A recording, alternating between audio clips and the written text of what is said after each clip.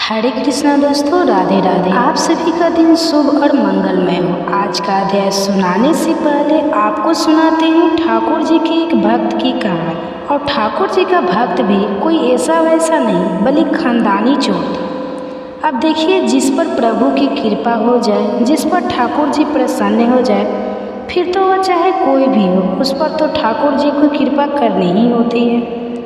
जब मन में ठान लेते हैं कि यह मेरा भक्त है और मुझे इसको सही मार्ग पर लाना है, तो वह अपने भक्तों को सुधारने के लिए कुछ भी कर सकते हैं। तो आज की यह कथा सुनाने से पहले आप सभी से मेरा विनम्र अनुरोध है कि आज की इस वीडियो को आप ज़्यादा से ज़्यादा लोगों तक शेयर जरूर कीजिएगा, और ऐसे ही लोगों को शेयर कीजिएगा जो कि धार्मिक कथाएं सुनना पसंद करते हैं। ठाकुर जी के एक भक्त थे, घाटम जी।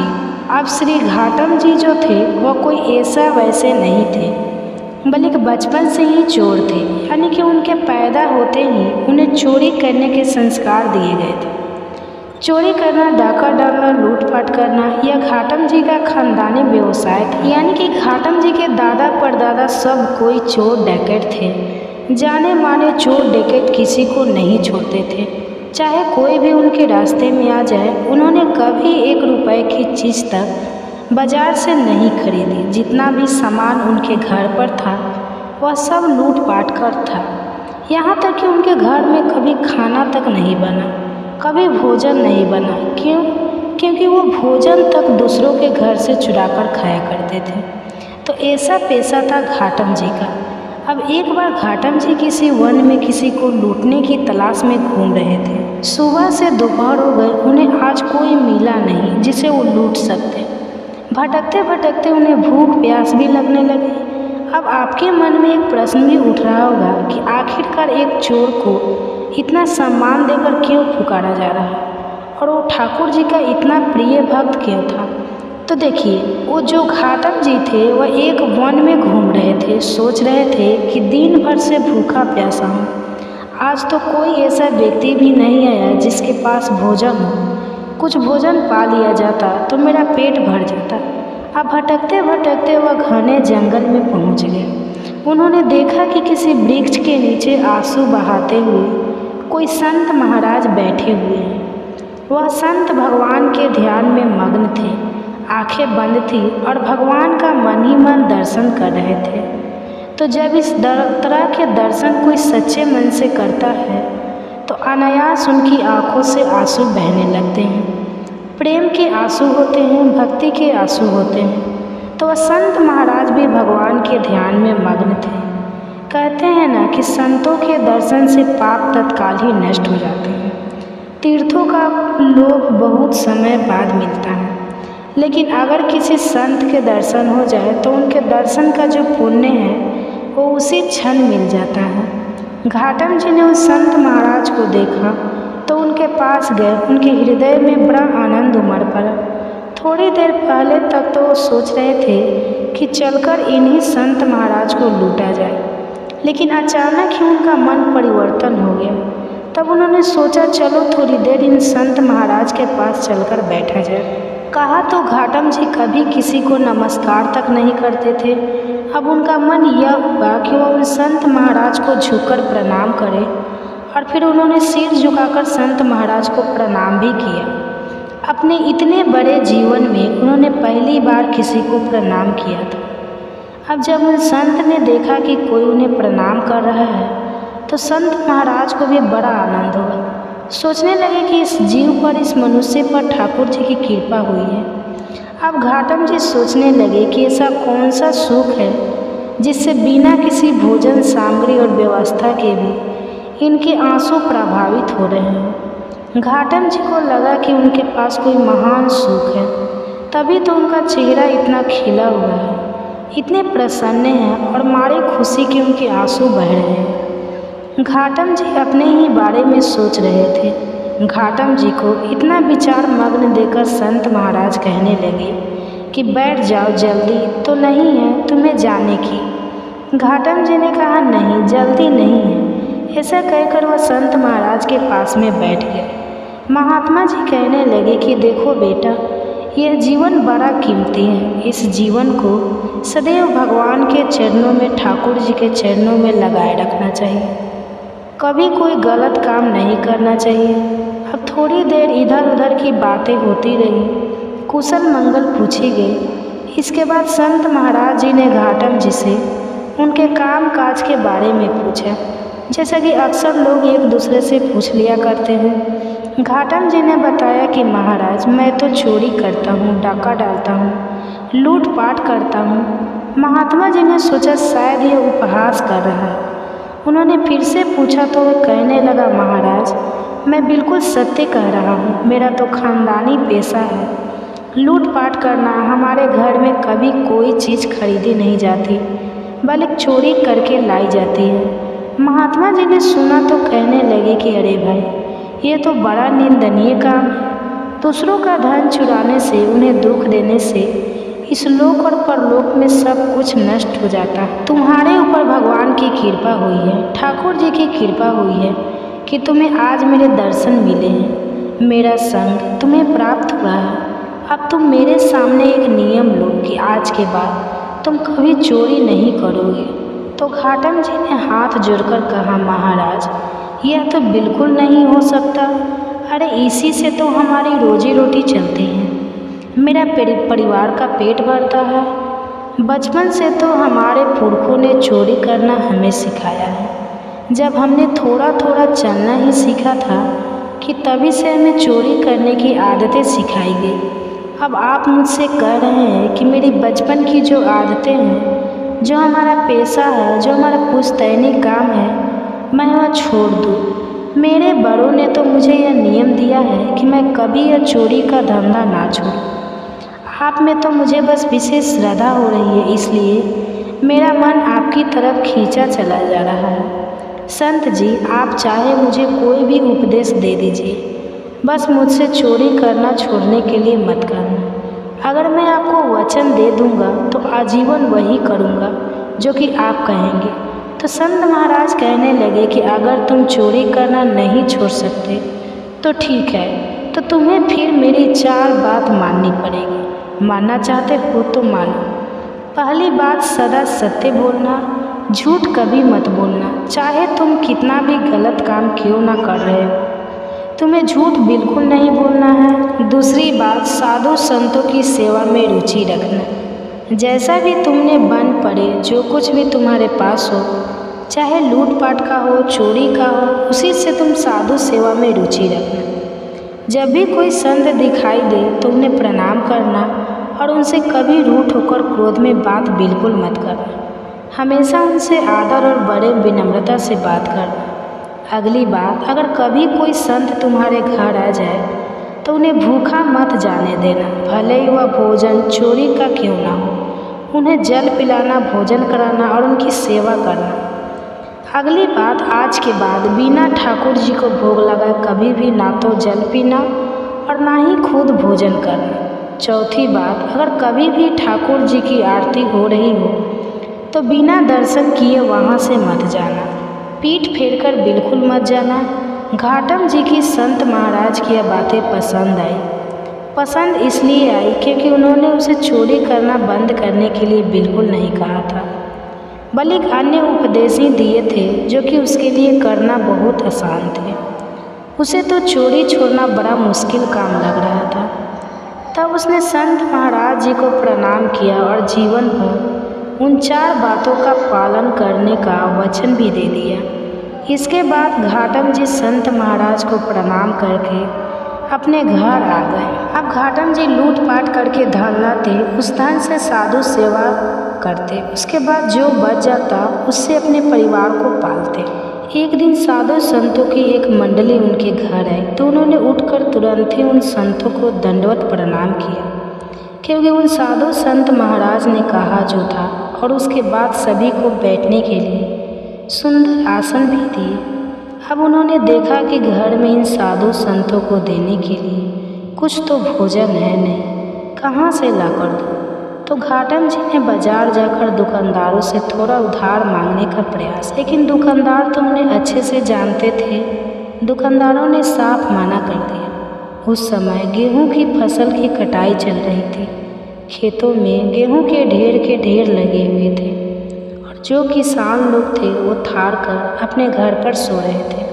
तो घाटम जी ने क्या किया कि एक बड़ी सी चादर लेकर पहुंच गए खेत में और जल्दी से गेहूं भर कर ले आए। फिर गेहूं पीस कर उन्होंने संतों के भोजन की व्यवस्था की। घाटम जी बड़े तंदुरुस्त थे, चलने के कारण खेत में उनके पैरों के निशान बन गए। अब साधु संत जनों को भोजन कराते समय घाटम जी सोच रहे थे कि अब तो वह पक्का फंसे, क्योंकि जब वह किसान जाएंगे तो पैरों के निशान खेत में उन्हें दिखाई दे देंगे। उन्हें सारी बात समझ में आ जाएगी कि यह तो घाटम के पैरों के निशान हैं। अब जैसे जैसे वो संत जन भोजन ग्रहण कर रहे थे वैसे ही बड़ी धूल भरी आंधी चली और बारिश हो गई। अब चमत्कार देखिए, घाटम जी के पैरों के निशान जो थे वह खेत में छोड़ आए थे। खेत में जो निशान पड़ गए थे वह बारिश होने के कारण सबके सब मिट गए। अब तो यह बात देखकर घाटम जी को यह विश्वास हो गया कि साधु संतों की सेवा कभी उन्हें फंसने नहीं देगी, चाहे वह कितनी भी बड़ी चोरी क्यों ना कर ले, कितना भी बड़ा डाका क्यों ना डाल ले। यह बात जानकर उनके हृदय में बड़ा आनंद हुआ। साधु संतों के प्रति सेवा की जो उनके मन में श्रद्धा थी वह और बढ़ गई। अब एक बार की बात है, कोई उत्सव हो रहा था तो घाटम जी सोचने लगे कि गुरुदेव के पास चलते हैं, लेकिन गुरुदेव के पास खाली हाथ जो तो जाऊंगा नहीं, क्या लेकर जाऊं। उन्हें लगा कि उत्सव है तो गुरुदेव के पास कुछ तो सेवा पहुंच चाहिए। उनके पास तो एक भी पैसा नहीं था। अब उन्होंने सोचा कि चलो सेवा ही तो करनी है, और गुरुदेव ने चोरी करने से मना भी नहीं किया है। उन्होंने तो कहा है सेवा करो, चाहे चोरी करो, डाका डालो। तो अब घाटम जी सोचने लगे कि चलो आज रात में चोरी की जाए और जो कुछ भी मिलेगा उसे सुबह गुरुदेव को अर्पण कर देंगे। अब घाटम जी ने एक सिपाही का वेश बनाया और महाराज के अस्तंबल में घुस गए। अस्तंबल में खटपट की आवाज़ होने पर पहरेदार ने आवाज़ लगाई कि अरे भाई कौन हो। अब गुरुदेव ने घाटम जी को एक बात बोली थी कि तुम कभी झूठ मत बोलना, चाहे कितनी भी मुश्किल में फंसे हो सच बोलो। चोरी कर रहे हो, डाका डाल रहे हो, कितना भी गलत काम क्यों ना कर रहे हो, उस समय भी तुम्हें सच बोलना है। पकड़े जाने के डर से या कहीं से भागने के डर से भी कभी झूठ मत बोलना। गुरुदेव की आज्ञा तो मान्य थी, क्योंकि गुरुदेव को घाटम जी ने वचन जो दे रखा था। तो गुरुदेव की सत्य बोलने की आज्ञा मानते हुए घाटम जी ने वहीं से आवाज़ लगाई कि अरे भाई मैं चोर हूँ, मैं चोर हूँ। पहरेदार ने सोचा कि अगर चोर होगा तो थोड़ी बोलेगा कि मैं चोर हूँ। पहरेदार को लगा यह तो कोई राजा का खास आदमी है, तभी तो यह हास परिहास में पीना डारी कर रहा है कि मैं चोर हूँ। अब सिपाही के वेश में घाटम जी ने राजा के अस्तंबल में जो घोड़े बंधे हुए थे उन घोड़ों में से एक बढ़िया घोड़ा लिया और उस पर सवार होकर वहाँ से चल दिए। उनकी वेशभूषा को देखकर पहरेदार ने पहले की तरह उन्हें बिल्कुल नहीं रोका। पहरेदार सोचने लगे कि एक आदमी इतना निर्भय होकर बिना डरे हुए राजा के अस्तंबल में चला गया और बिल्कुल जो सबसे सुंदर सबसे बढ़िया घोड़ा था उसे लेकर जा रहा है। ऐसा तो कोई सामान्य व्यक्ति कर ही नहीं सकता हो, ना हो यह तो महाराज जी का ही कोई खास व्यक्ति होगा। अब घाटम जी उस घोड़े पर सवार होकर वहाँ से चल पड़े। वहाँ से निकले तो सोचा कि चलो इस घोड़े को ही कहीं भेज देंगे, जो पैसे मिलेंगे उन्हीं से गुरु जी की सेवा कर लेंगे, उन्हीं को गुरु जी की सेवा में अर्पण कर देंगे। घोड़े के साथ वो चलते जा रहे थे कि रास्ते में सुबह सुबह का समय था। ठाकुर जी की आरती हो रही थी। अब उन्होंने सोचा कि गुरु जी की यह भी तो आज्ञा है कि अगर कहीं आरती हो रही हो तो दर्शन जरूर करना, ऐसी जगह में पीठ फेर कर कभी मत जाना। तो उन्होंने घोड़े को वहीं एक पेड़ के में बांध दिया और आरती के दर्शन करने के लिए मंदिर के अंदर चले गए। उधर पहरेदार ने जब सोचा कि राजा को कोई आदमी होता तो सबको तो सूचना मिली होती। अब उन्हें समझ में आया कि वास्तव में वह तो चोर ही था, सच बोल रहा था और हमने उसे धोखे में आकर उसे जाने दिया। अब राजा के जो सैनिक थे वह चोर और घोड़े का पीछा करने लगे और उसी जगह पर आ गए जहाँ पेड़ से घोड़ा बांधकर घाटम जी अंदर आरती के दर्शन करने गए थे। सिपाहियों ने इधर उधर नजरें घुमाई तो घाटम जी तो उसे कहीं नजर नहीं आए, भले घोड़ा जरूर नजर आया। घोड़ा वही था, कद काठी वही थी, लेकिन यह बड़ा आश्चर्य था कि उसका रंग बदल गया था। काले रंग का घोड़ा जो था वह अब सफ़ेद रंग का हो गया था। सिपाही वही पेड़ के नीचे खड़े हो गए कि घोड़े तो यही हैं, पर यह तो काला था, यह सफ़ेद कैसे हो गया। भाई इतने में ही आरती के दर्शन करके घाटम जी मंदिर से बाहर आ गए। सिपाहियों ने देखा तो पकड़ लिया कि बताओ यह घोड़ा वही है ना जो तुम रात में चुरा कर लाए थे। घाटम जी कहने लगे, हाँ मैं वही चोर हूँ जो घोड़ा चुरा कर ले गया था। सिपाही पूछने लगे कि अरे भाई वह घोड़ा तो काला था, यह तो सफ़ेद है, ये सफ़ेद कैसे हो गया। घाटम जी बोले, यह तो आश्चर्य की बात है, यही तो मैं भी सोच रहा हूँ कि यह सफ़ेद कैसे हो गया। तब घाटम जी बोले, मुझे नहीं पता, यह तो ठाकुर जी ही जाने। मेरे गुरुदेव ने तो यह कहा था कि अगर कहीं आरती हो रही हो तो ठाकुर जी के और आरती के दर्शन करना। मैं तो बस दर्शन करने गया था। बाहर आकर देखा तो काला घोड़ा सफ़ेद हो चुका है। यह तो गुरु जी का ही, ठाकुर जी का ही कोई चमत्कार हो। अब यह बात सुनकर सारे सिपाही भी हैरान रहे कि परिवारजनों पर बनी रहे। आज से आप हमारे इस चैनल पर हर दिन नियम से आश्विन मास मातम की कथाएं सुनेंगे, जिसके लिए आप सभी से अनुरोध है कि आप अध्याय 1 से लेकर अंतिम अध्याय तक हर कथा को जरूर सुनिएगा, क्योंकि अक्सर लोग शुरू के कुछ अध्याय तो सुनते हैं लेकिन बाद में कथा सुनना बंद कर देते हैं। इसके लिए आप हमारे चैनल को सब्सक्राइब करके बेल आइकन ज़रूर प्रेस कर लीजिएगा, ताकि सुबह अपलोड होने वाली वीडियो का आपको सही समय पर नोटिफिकेशन मिल सके। आज का अध्याय शुरू करने से पहले आज आपको एक कथा सुनाते हैं जो हमारे पाप कर्मों से संबंधित है। आखिरकार हमारे पाप कहाँ कहाँ जाते हैं, इस संदर्भ में एक कथा है। इसी संदर्भ में एक बार एक ऋषि ने सोचा कि अपने अपने पाप धोने के लिए सभी लोग गंगा जी में जाते हैं। ऐसे में सारे पाप तो गंगा जी में ही सम जाते हैं और इस तरह तो गंगा जी भी पापी हो जाएगी।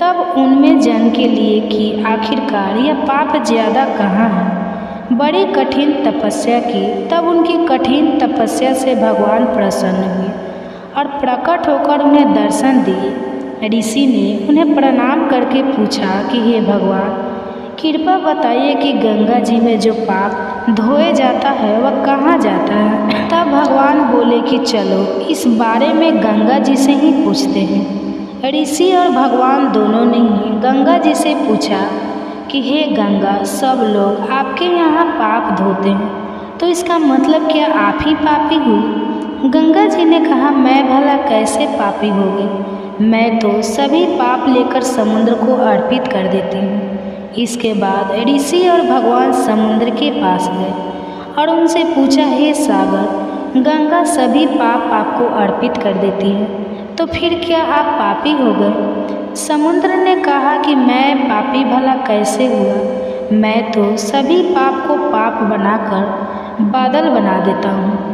अब ऋषि और भगवान दोनों ही बादलों के पास गए और पूछा, हे बादल, समुद्र पापों को बाप बनाकर बादल बना देते हैं, फिर तो आप पापी हो गए। बादलों ने कहा, मैं कैसे पापी हुआ, मैं तो सभी पापों को वापस पानी बना देता हूँ और धरती पर गिरा देता हूँ। इसे ही एन ओपोस्ट है, इसे ही मनुष्य खाता है और उसे अन्न में जो एनर्जी मानसिक स्थिति से उगाया जाता है और जीव वृत्ति से प्राप्त किया जाता है और जीव मानसिक अवस्था में खाया जाता है, इसके आधार पर मनुष्य की मानसिकता बढ़ती है। यही कारण है कि कहा जाता है, जैसा खाए अन्न वैसा होए मन। तो जो व्यक्ति के अन्न प्राप्त किया जाता है और जो मनुष्य मानसिक अवस्था में खाया जाता है, यानी कि क्रोधित अवस्था में, संतुष्ट अवस्था में खुश होकर जो अवस्था में भी अन्न खाया जाता है, वैसे ही विचार मनुष्य के बन जाते हैं। ऐसे में हमेशा भोजन शांत रहकर ग्रहण करना चाहिए और धन भी परिश्रम का होना चाहिए। वह धन तभी दूसरों को दुख कर, दूसरों को संकट कर कमाया हुआ नहीं होना चाहिए। जब पांडव और कौरव महाभारत को युद्ध को चले, तब राजा धृतराष्ट्र ने कहा कि मैं भी युद्ध देखने चलूं। तब श्री व्यास देव जी कहने लगे, राजन, नेत्र के बिना क्या देखोगे?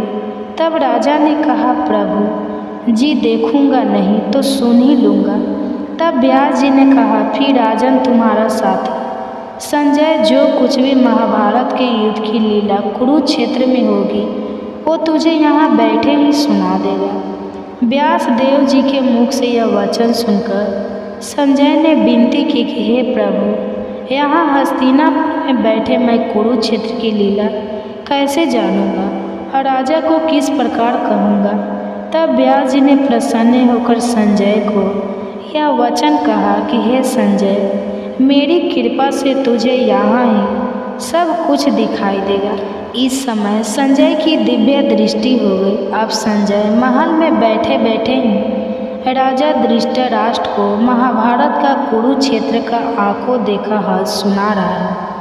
महाभारत का कौतुक देखकर कहते हैं, राजन सुनो, 7 अक्षौहिणी सी पांडव की और 11 अक्षयहिणी सी कौरव की एक साथ कुरुक्षेत्र में एकत्रित हो गई। धृतराष्ट्र ने पूछा, हे संजय, धर्म के क्षेत्र कुरुक्षेत्र में युद्ध की इच्छा से एकत्र हुए मेरे और पांडव पुत्र ने अब क्या किया?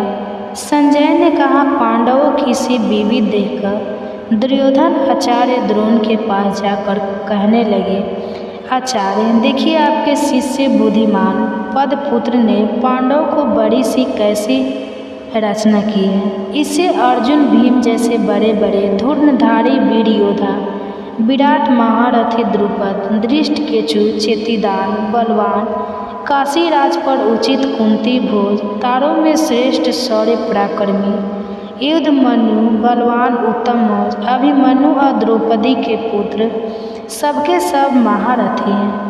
ब्राह्मण श्रेष्ठ आपके स्मरण का अर्थ अब मैं अपनी से प्रधान सेनापतियों का नाम भी सुनता हूँ। आप भीष्म, कर्ण युद्ध, महाविजय, कृपाचार्य, अवस्थामा, विक्रम, सोमदत्त का पुत्र, बुरीश्रवण तथा बहुत से शूरवीर मेरे लिए प्राणतल देने को तैयार हैं। ये लोग शास्त्र चलने में अति निपुण हैं और ये सभी शास्त्र विद्या और वित्त विद्या में प्रवीण हैं। हमारी सिका जिसके भीष्म रक्षक बड़ा बल है। अब आप सब अपने अपने मोचन पर सावधान रहकर सेनापति भीष्म की रक्षा भीष्म पितामह दुर्योधन के प्रसन्न स्वर से गर्जना शंकर बजाया। फिर शंकर गोमुख आदि अनेक बाजे बजा जिन बड़ा भारी भयंकर सब जिसके अंत सफेद घोड़ा के बड़े स्थित माधव श्री कृष्ण अर्जुन ने पांडव अपने दिव्य शंखों श्री कृष्ण 5 जने देवदत्त नामक करने वाले पांडव नामक बड़े भारी सबको कुंती पुत्र राजा युधिष्ठिर अनंत विजय सुघोष सहदेव और माँ काशीराज शिखरी विराट सत्यकी राजा द्रौपदी के पांचों महाभाग इन सब वीरों ने अपने शंखों के भारी शब्दों से पृथ्वी गूंज उठे और धृतराष्ट्र के पुत्रों के हृदय भी कम उठे हैं। राजन अर्जुन ने कौरवों को युद्ध के लिए प्रस्तुत देखकर धनुष उठाकर श्री कृष्ण से कहा है, अचूक मेरा रथ दोनों योजनाओं के बीच में खड़ा कर दीजिए, जिससे मैं युद्ध करने वाले को देख सकूं कि इस युद्ध भूमि में मुझे किन किन के साथ युद्ध करना चाहिए। दुर्बुद्धि दुर्योधन की प्रीति करने वाले जो युद्ध करने की इच्छा से एकत्रित हुए हैं वह उनको देखूंगा। संजय ने कहा, हैरा चंद्र। अब अर्जुन की बात सुनकर श्री कृष्णा ने भीष्म द्रोणादि वीरों के सामने उत्तम रथ को खड़ा करके कहा, हे वीर युद्ध के लिए तत्पर इन कौरवों को देख लो। अर्जुन ने चाचा, बाबा, गुरु, मामा, भाई, पुत्र, ससुर और सर्जनों को शास्त्रों में सुसज्जित हो अपने ही संबंधों को खारा देखकर परम दयालु होकर अत्यंत दुख के साथ यह वचन कहे। श्री कृष्णा युद्ध की इच्छा से आए हुए इन अपने बंधु बांधव को देखकर मेरे अंगी ठील हो गए और मेरा मुख सूख जा रहा है, मेरा शरीर बेकल हो रहा है, पाँच खड़े हो रहे हैं, मेरा गंदी हाथ से गिरा जा रहा है, त्वचा चली जा रही है, केशव अब मुझसे में यहाँ खड़े रहने की समर्थ भी नहीं है, मेरा माँ चक्कर कर रहा है और सब लक्षण उल्टे देख और युद्ध में सज्जनों का वध करके तो मुझे कोई लाभ नहीं होगा, इसलिए मैं कृष्णा जीत राज्य सुख भी मैं अब नहीं चाहता। इस युद्ध के मैदान में ये सारे मेरे अपने ही तो हैं, मेरे अपने बंधु बांधव हैं, मैं इन सबको करने की इच्छा बिल्कुल भी नहीं करता। मधुसूदन है, जनार्दन, त्रिलोकी के राज्य के लिए भी मैं अब इन्हें नहीं मानना चाहता, फिर इस पृथ्वी के राज्य के लिए तो कहना ही क्या है। जनार्दन धृतराष्ट्र के पुत्रों को मारकर हमारा क्या भला होगा, इसलिए अपने भाइयों और धृतराष्ट्र के पुत्रों को मारना सर्वप्रथम अनुचित है। माधव स्वजनों को मारकर क्या हम सुखी हो सकते हैं? यह सब लोग के वशीभूत है और कल के नाश करने तथा मित्र शुरू करने में पाप को नहीं देखते। कल नाश के दोष को जानते हुए भी हमको इस पाप से क्यों दूरी नहीं रहना चाहिए। कल का नाश होने से कुल के प्राचीन धर्म नष्ट हो जाते हैं, फिर धर्म नाश होने के काल में पाप ही बढ़ता है।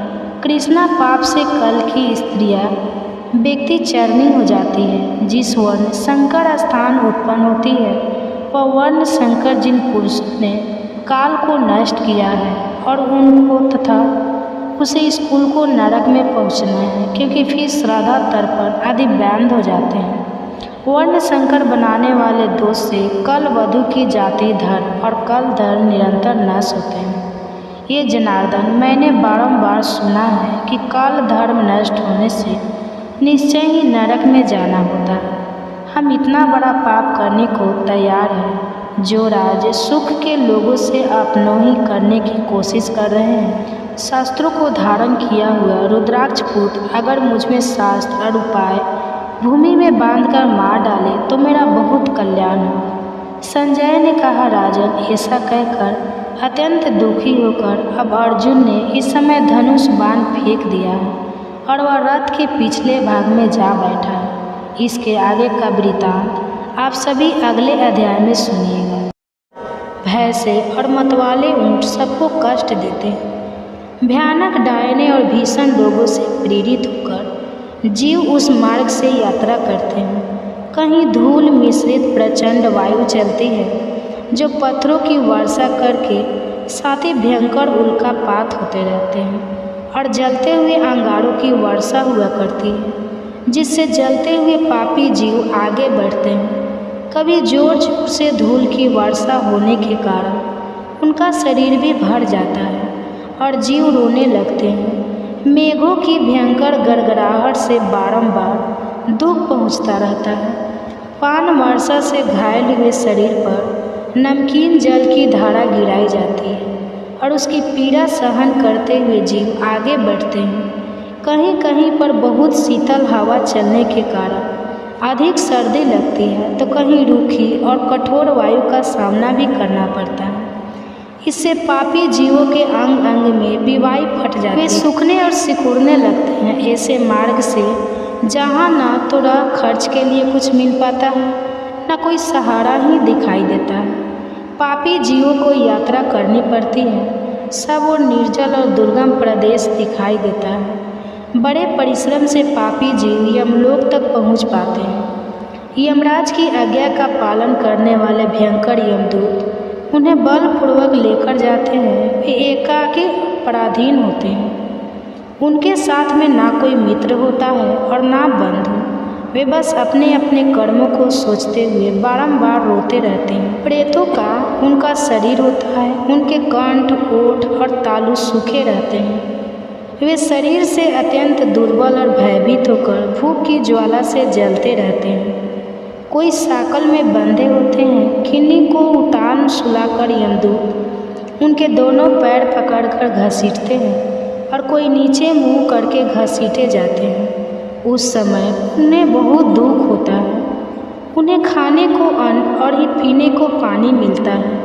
वे प्यास से पीड़ित होकर हाथ जोड़कर दीन भाव से आंसू आते हुए गदगद वाणी में बारंबार याचना करते और दीजिए दीजिए की रट लगाते रहते हैं, अर्थात खाने के लिए अन्न और पीने के लिए पानी मांगते रहते हैं। इनके सामने इस अवस्था में देखिए क्या क्या आता है। सामने सुगंधित पदार्थ, दही, खीर, घी, भाग, सुगंधित पेय और शीतल जल प्रस्तुत होते हैं। उन्हें देखकर वे बार बार उन्हें मांगने के लिए भीख मांगते रहते हैं। उस समय यमराज के दूत क्रोध में लाल आंखें करके उन्हें फटकार हुए कठोर वाणी में कहते हैं, ओ पापियों, तुमने समय पर अग्निहोत्र नहीं किया, खुद ब्राह्मणों को दान नहीं दिया और दूसरे को भी उन्हें दान देते समय बलपूर्वक माना कर दिया। उसी पाप का फल आज तुम्हारे सामने उपस्थित हुआ है। तुम्हारा धन आग में नहीं जला था, जल में नहीं नष्ट हुआ था, राजा ने नहीं छीना था और चोरों ने भी नहीं चुराया था। नराधम, तब भी तुमने जब पहले ब्राह्मणों को दान नहीं दिया, तब इस समय तुम्हें कहाँ से कोई वस्तु प्राप्त हो सकती है। जिन साधु पुरुषों ने सात्विक भाव से तरह तरह के दान किए हैं, उन्हीं के लिए यह पर्वतों के अन्न के ढेर लगे दिखाई देते हैं। इनमें भक्ष भोज पे लोहे और चोक सब प्रकार के खाद्य पदार्थ हैं। तुम इन्हें पाने की इच्छा मत करो, क्योंकि तुमने किसी प्रकार का दान ही नहीं किया है। जिन्होंने दान, होम या व ब्राह्मणों का पूजन किया है, उन्हीं का अन्न लेकर सदा यहाँ जमा किया जाता है। नरकीय जीवों या दूसरों की वस्तु हम तुम्हें पलक कैसे दे सकते हैं। यमदूतों की यह बात सुनकर वे भूख प्यास से पीड़ित उस अन्न की इच्छा भी छोड़ देते हैं।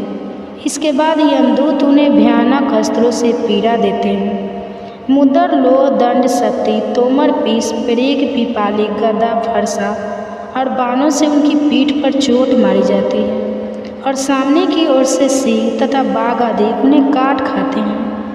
इस प्रकार के पापी जीव ना तो भीतर प्रवेश कर पाते हैं और ना ही उनके उस द्वार से बाहर ही निकाले दिया जाता है।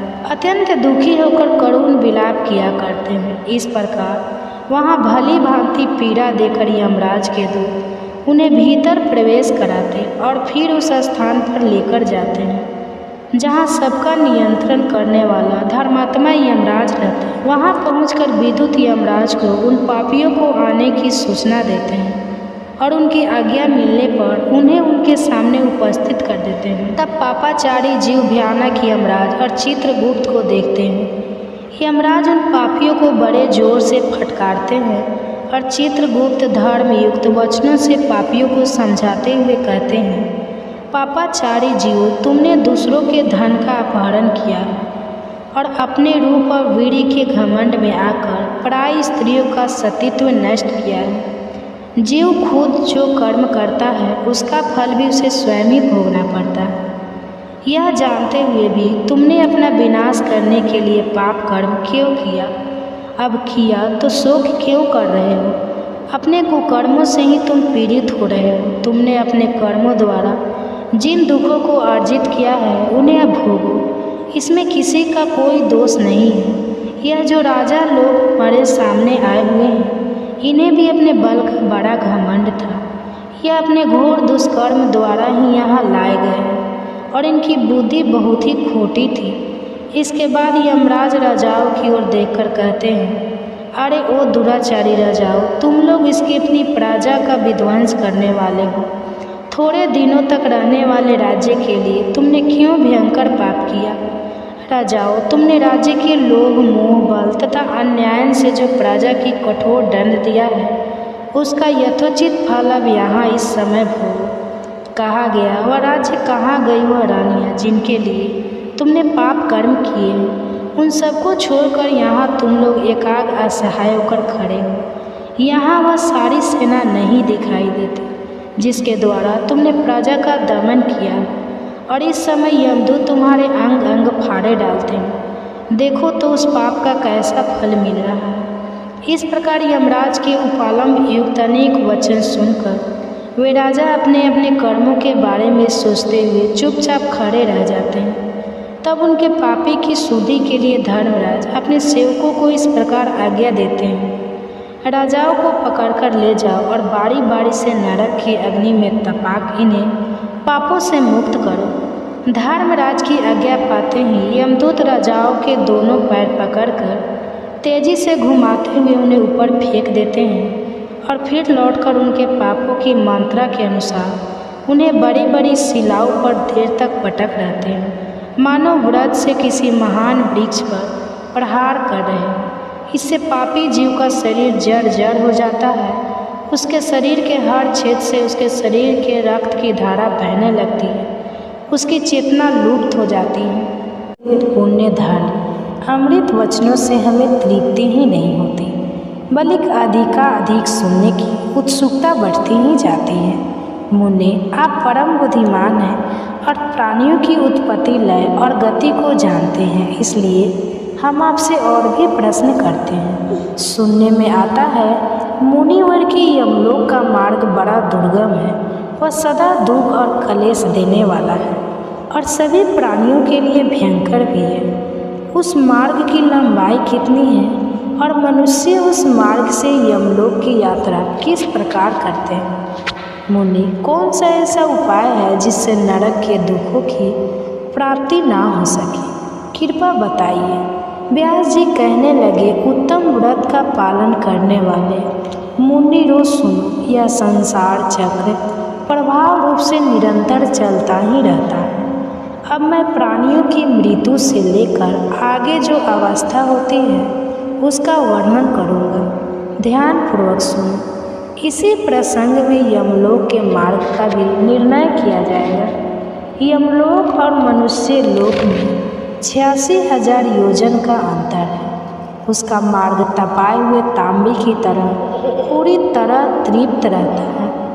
प्रत्येक जीव को यमलोक के मार्ग से जाना ही पड़ता है। पुण्य आत्मा पुरुष पुण्य लोकों में और नीच पापी चारी मनुष्य पापम लोकों में चले जाते हैं। यमलोक में भी 22 नरक है, जिनके भीतर पापी मनुष्य को अलग अलग यातनाएं दी जाती हैं। उस नरकों के नाम यह है: रख, रौद्र, शुकर, तालकुंभी, पाक नरक, महागर, सालमल, विमोम, किटाबी भक्ष, लाला भक्ष, भ्रमपी, बहाने वाली नदी, रक्त बहाने वाली नदी, जल बहाने वाली नदी, अग्नि ज्वाला, महारुद्र, सदम्बसून, भोजन घोर, वैतरणी और आसपत्र वन। यमलोक के रास्ते में ना तो कहीं वृक्ष की छाया है, न तालाब और पोखरे हैं, न बावड़ी है, न पुष्करणी है, न कुएं है, न फसलें हैं, धर्मशाला भी नहीं है, मंडप नहीं है,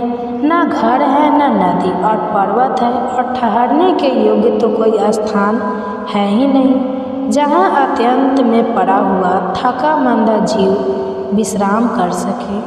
उस महान मार्ग पर सभी पापियों को निश्चय ही जाना पड़ता है। जीव की यहाँ कितनी आयु निश्चित की गई है, उसका पूरा भोग हो जाने पर इच्छा ना रहते हुए भी उसे प्राणों का त्याग करना ही पड़ता है। जल, अग्नि, विष, सोदा, रोग तथा पर्वत से गिरने आदि किसी भी निमित्त को लेकर देहदल्ली जीव अपने कर्मों के अनुसार यातना भोगने के योग्य दूसरा शरीर धारण करता है। उसे सुख और दुख भोगने के लिए सुदृढ़ शरीर की प्राप्ति होती है। अपाचा मनुष्य उसी देह से बहुत कष्ट भोगता है और धर्मात्मा मनुष्य प्रसन्नतापूर्वक सुख का भागी होता है।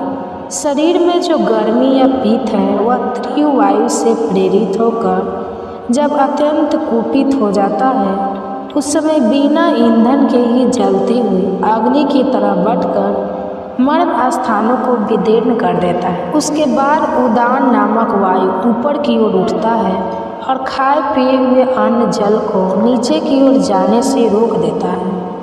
उस आपत्ति की स्थिति में भी उसी को प्रसन्नता रहती है।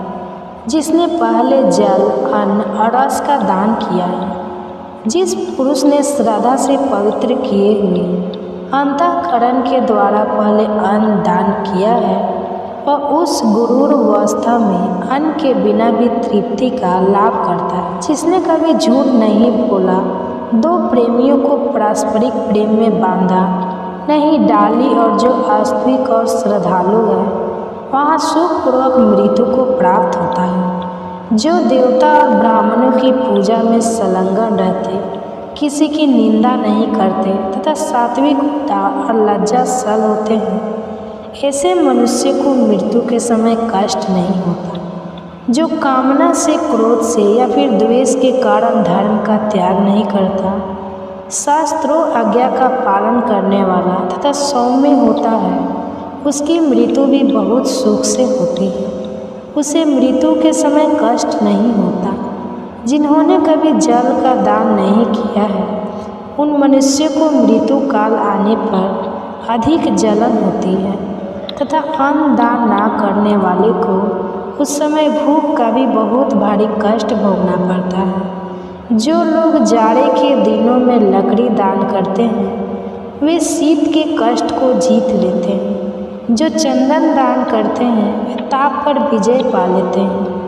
और जो किसी भी जीव को कभी परेशान नहीं करते, वे मृत्यु काल में प्राणघात नहीं, कलेश में वेदना का, पीड़ा का अनुभव नहीं करते। तो ज्ञानदाता पुरुष मोह पर और दीप दान करने वाले अंधकार पर विजय पाते हैं।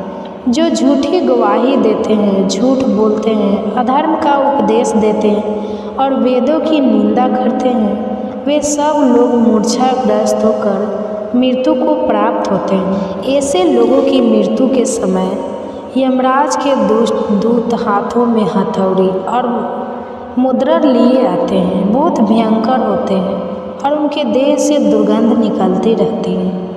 उन यमदूतों पर दृष्टि पड़ते ही मनुष्य काँप उठता है और भाई, माता तथा पुत्रों का नाम लेकर बार बार चिल्लाने लगता है। उस समय उसकी वाणी स्पष्ट समझ में नहीं आती। एक ही शब्द, एक ही आवाज़ से जान पड़ती है।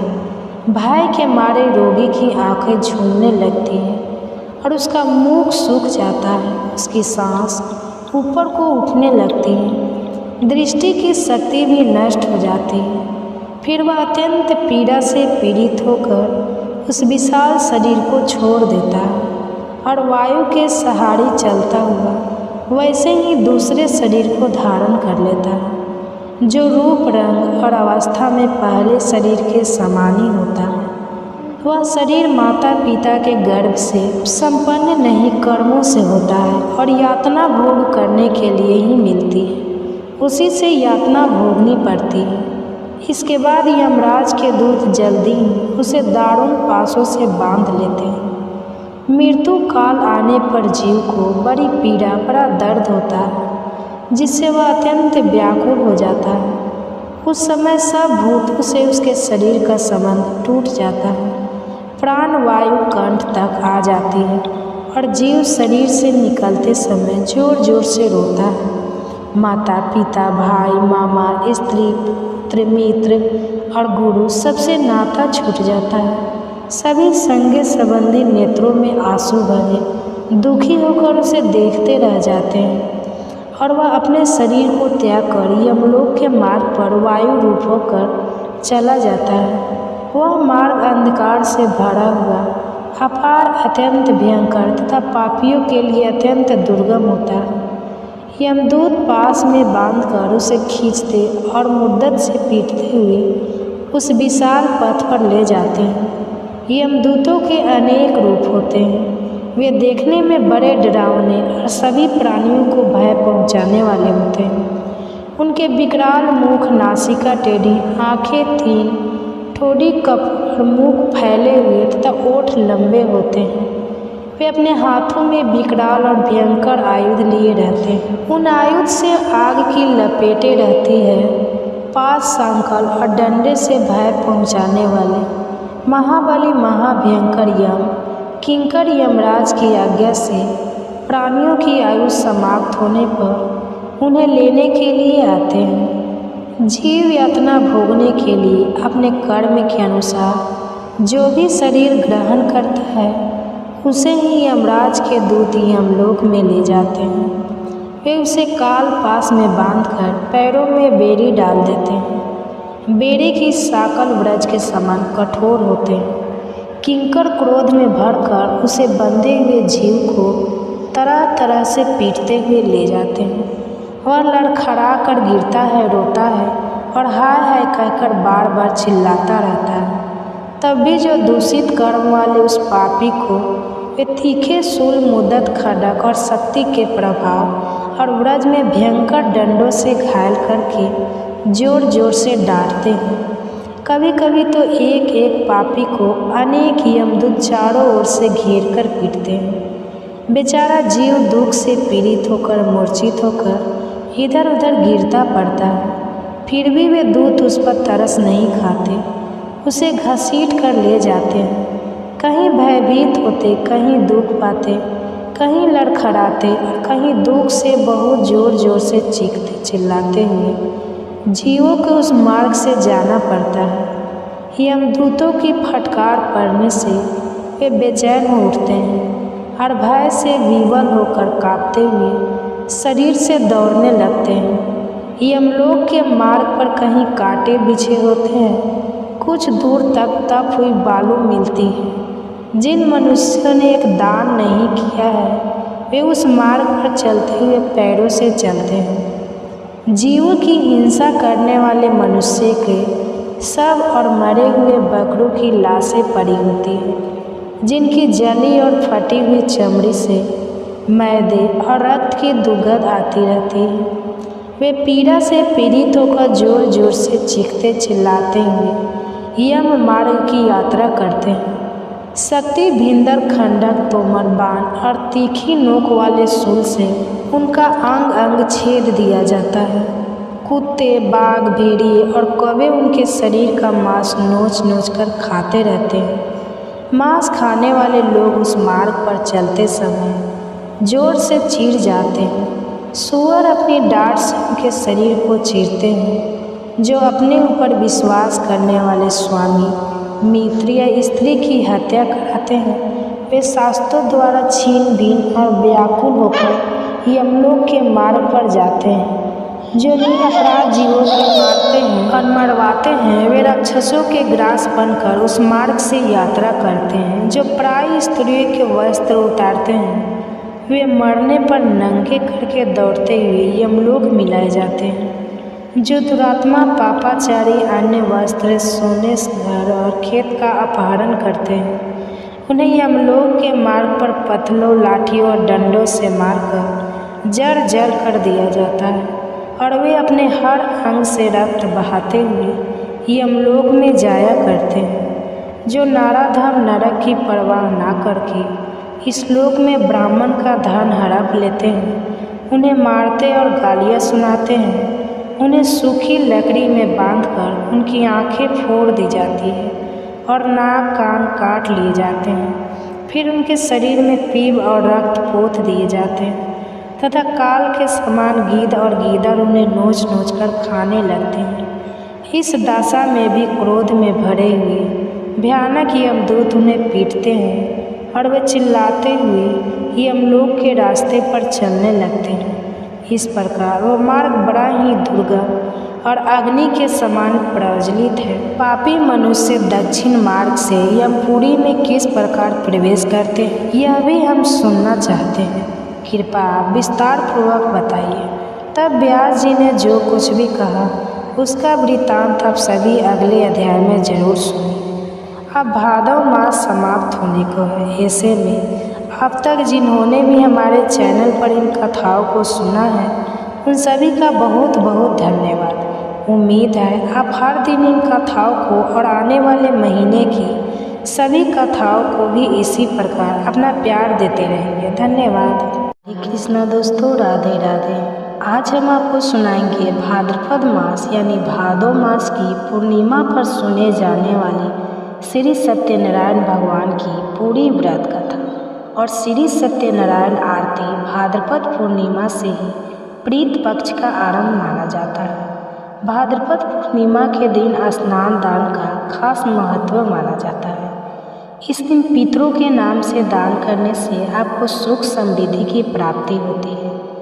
इस दिन आपके पूर्वज आपके शुभ कर्मों को देखकर आपको आशीर्वाद भी देते हैं। इसलिए भाद्रपद पूर्णिमा पर व्रत पूजा और विशेषकर सत्यनारायण भगवान की पूजा और कथा अवश्य करनी चाहिए, क्योंकि इस दिन विष्णु जी की पूजा के साथ ही पितरों का स्मरण करने से, उनके निमित्त दान करने से आपको पुण्य की प्राप्ति होती है और प्रीतगण आपसे प्रसन्न होकर सदैव आपकी रक्षा करते हैं। इस दिन माँ लक्ष्मी की पूजा करने से मनुष्य को अपार धन लाभ की प्राप्ति भी होती है। आपसे प्रार्थना है कि यह कथा अंत तक अवश्य सुने, क्योंकि अधूरी कथा सुनने से पाप लगता है और यह कथा खाली हाथ नहीं सुनी जाती। इसलिए कथा सुनते समय हाथ में दक्षिणा, चावल और पुष्प अवश्य रखें। प्रभु सत्यनारायण इस कथा को भादो पूर्णिमा के दिन सुन रहे हैं। सभी भक्तों के जीवन को सुख समृद्धि से भरे। तो आइए अब शुरू करते हैं सत्यनारायण व्रत कथा। तो प्रेम से बोलिए श्री सत्यनारायण भगवान की जय। श्री गणेशाय नमः। एक समय की बात है, ऋषि ने श्री सूत जी से पूछा, हे प्रभु, इस कलयुग में वेद विद्या रहित मनुष्य को प्रभु शक्ति किस प्रकार मिल सकती है तथा उनका उद्धार कैसे होगा? हे मुनिश्रेष्ठ, कोई ऐसा तप बताइए जिससे थोड़े समय में ही पुण्य मिले और मन वांछित फल भी मिल जाए। इस प्रकार की कथा सुनने की हम इच्छा रखते हैं। सर्व शास्त्रों के ज्ञाता सूत जी बोले, हे वैष्णव में पूजे, आप सभी ने प्राणियों के हित की जो बात पूछी है, इसलिए मैं एक ऐसे श्रेष्ठ व्रत को आप लोगों को बताऊंगा जिसे नारद जी ने लक्ष्मी नारायण जी से पूछा था और लक्ष्मीपति ने मुनि श्रेष्ठ नारद जी से कहा था। आप सब अब इसे ध्यान से सुनिए। एक समय की बात है, योगी राज नारद जी दूसरों के हित की इच्छा के लिए अनेकों लोगों में घूमते हुए मृत्यु लोक में आ पहुँचे। यहाँ उन्होंने अनेक योगियों में जन्मे। प्रायः सभी मनुष्यों को अपने कर्मों द्वारा अनेकों दुखों से पीड़ित देखा। उनका दुख देखकर नारद जी सोचने लगे कि कैसा यत्न किया जाए जिसके करने से निश्चित रूप से मानव के दुखों का अंत हो जाए। इसी विचार पर मन करते हुए वो विष्णु लोक में गए। वहाँ वो देवों के इस नारायण की स्तुति करने लगे, जिनके हाथों में शंख, चक्र, गदा और गले में वरमाला पहने हुए थे। स्तुति करते हुए नारद जी बोले, हे भगवान, आप अत्यंत शक्ति से संपन्न हैं। मन तथा वाणी भी आपको नहीं पा सकते। आपका आदि, मध्य तथा अंत नहीं है। निर्गुण स्वरूप सृष्टि के कारण भक्तों के दुख को दूर करने वाले आप ही हैं। आपको मेरा नमस्कार है। नारद जी की स्तुति सुन विष्णु भगवान बोले, हे मुनिश्रेष्ठ, आपके मन में क्या बात है? आप किस काम के लिए पधारे हैं, उसे निसंकोच होकर हमसे कहें। इस पर नारद मुनि बोले कि मृत्यु लोक में अनेक योनियों में जन्मे मनुष्य अपने कर्मों के द्वारा अनेकों दुख से दुखी हो रहे हैं। हे नाथ, आप मुझ पर दया रखते हैं तो बताइए कि वो मनुष्य थोड़े से प्रयास से ही अपने दुखों से कैसे छुटकारा पा सकते हैं? तब श्री हरि बोले, हे नारद, मनुष्यों की भलाई के लिए तुमने बहुत ही अच्छी बात पूछी है, जिसके करने से मनुष्य मुँह से छूट जाता है। यह बात मैं तुम्हें कहता हूँ, सुनो। स्वर्ग लोक और मृत्यु लोक दोनों में एक दुर्लभ उत्तम व्रत है जो पुण्य देने वाला है। आज प्रेम वश होकर मैं उसे तुमसे कहता हूँ। श्री सत्यनारायण भगवान का यह व्रत अच्छी तरह विद्या पूर्वक करके मनुष्य तुरंत ही यहाँ सुख भोग कर मरने पर मोक्ष पाता है। श्री हरि के वचन सुन नारद जी बोले, उस व्रत का फल क्या है और उसका विधान क्या है? यह व्रत किसने किया था? इस व्रत को किस दिन करना चाहिए? सभी कुछ विस्तार से बता। नारद की बात सुनकर श्री हरि बोले, दुख और शोक दूर करने वाला, यह सभी स्थानों पर विजय दिलाने वाला व्रत है। मानव को शक्ति और श्रद्धा के साथ शाम को श्री सत्यनारायण की पूजा धर्म परायण होकर ब्राह्मणों और बंधुओं के साथ करनी चाहिए। भक्ति भाव से ही नैवेद्य केले का फल, घी, दूध और गेहूं का आटा सवाया ले गेहूं के स्थान पर साठी का आटा, शक्कर तथा गुड़ लेकर और सभी भक्षण योग्य पदार्थों को मिलाकर भगवान को भोग लगाए। ब्राह्मणों सहित बंधु बांधव को भी भोजन कराए। उसके बाद स्वयं भोजन करें। भजन कीर्तन के साथ भगवान की भक्ति में लीन हो जाए। इस तरह से सत्यनारायण भगवान का यह व्रत करने पर मनुष्य की सारी इच्छाएं निश्चित रूप से पूरी होती है। इस कली काल अर्थात कलयुग में मृत्यु में मोक्ष का यही एक सरल उपाय बताया गया है। श्री सत्यनारायण व्रत कथा का पहला अध्याय। भगवान की व्रत कथा का दूसरा अध्याय। सूत जी बोले, हे ऋषियों, जिसने पहले समय में इस व्रत को किया था उसका इतिहास कहता हूँ, ध्यान से सुनो। सुंदर काशीपुरी नगरी में एक अत्यंत निर्धन ब्राह्मण रहता था। वह भूख प्यास से परेशान होकर धरती पर घूमता रहता था। ब्राह्मणों से प्रेम करने वाले भगवान ने एक दिन ब्राह्मण का वेश धारण करके उसके पास जाकर पूछा, हे विप्र, नित्य दुखी होकर तुम पृथ्वी पर क्यों घूमते हो? दीन ब्राह्मण बोला, मैं निर्धन ब्राह्मण हूँ, भिक्षा के लिए धरती पर घूमता हूँ। हे भगवान, यदि आप इसका कोई उपाय जानते हो तो बताइए। तब वृद्ध ब्राह्मण बड़े सत्यनारायण भगवान ने कहा कि भगवान सत्यनारायण श्री हरि विष्णु मनोवांछित फल देने वाले हैं, इसलिए तुम उनका पूजन करो। इसे करने से मनुष्य सभी दुखों से मुक्त हो जाता है।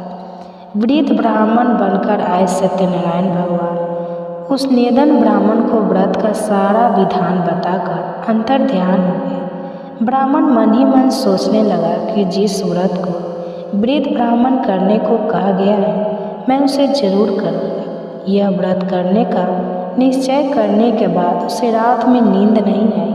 वो सवेरे उठकर सत्यनारायण भगवान के व्रत का निश्चय कर भिक्षा के लिए चला गया। उस दिन निर्धन ब्राह्मण को भिक्षा में बहुत सारा धन मिला, जिसे उसने बंधु बांधव के साथ मिलकर श्री सत्यनारायण भगवान का व्रत संपन्न किया। भगवान सत्यनारायण का व्रत संपन्न करने के बाद वह निर्धन ब्राह्मण सभी दुखों से छूट गया और अनेक प्रकार की संपत्तियों से युक्त हो गया।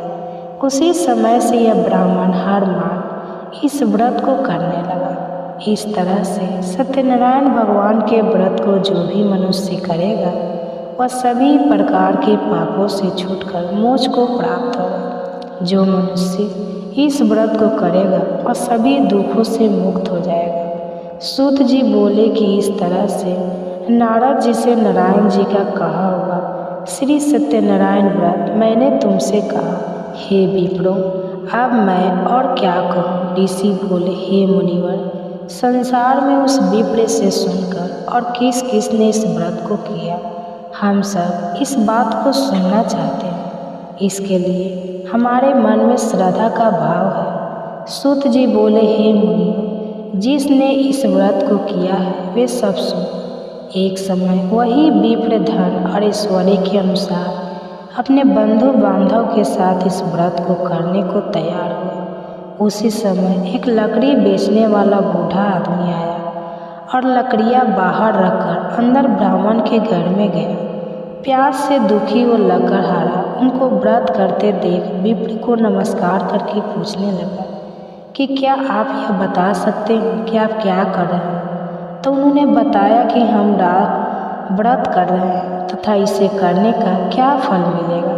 तब उन्होंने ऐसा पूछा तो उन ब्राह्मण ने बताया कि सब मनोकामनाओं को पूरा करने वाला यह सत्यनारायण भगवान का व्रत है। इनकी कृपा से ही मेरे घर में धन धान्य आदि की वृद्धि हुई है। विप्र से सत्यनारायण व्रत को जानने के बाद लकड़हारा बहुत प्रसन्न हुआ और चरणामृत लेकर और प्रसाद खाने के बाद अपने घर गया। लकड़हारे ने अपने मन में संकल्प किया कि आज लकड़ी बेचने से जो धन मिलेगा उसी से वह सत्यनारायण भगवान का उत्तम व्रत करेगा। मन में इस विचार को लेकर बूढ़ा आदमी सिर पर लकड़ियाँ रखकर उस नगर में बेचने गया जहाँ धनी लोग ज़्यादा रहा करते थे। उस नगर में उसे अपनी लकड़ियों का दाम पहले से 4 गुना अधिक मिलता है। बूढ़ा प्रसन्नता के साथ दाम लेकर केले, शक्कर, घी, दूध, दही और गेहूं का आटा लेकर